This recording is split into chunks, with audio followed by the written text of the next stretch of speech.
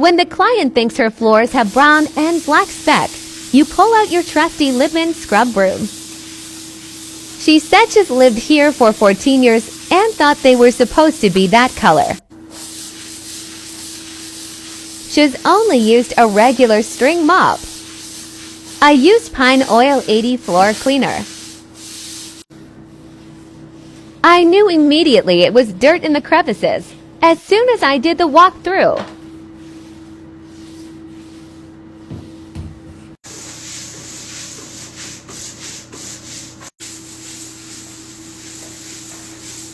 Look how the dirt is lifting up.